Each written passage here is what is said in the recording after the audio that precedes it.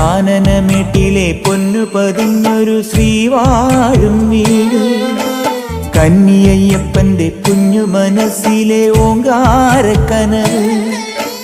നാമം ജപിക്കുമെൻ ആത്മാവിലായിരം കർപ്പൂരത്തെളിവ്. നാദവേദങ്ങളൻ നാവിൽ തുളുമ്പുന്നതയ്യാനിൻ കനവ്. ഇരുമുടിയിലെ ഇഹപരമത നീക്കി നീയാറാട്. ഇറ്റിറ്റു വീഴുന്ന തൂമഞ്ഞു തുള്ളി പോലിന്നെന്റെ കണ്ണീര്.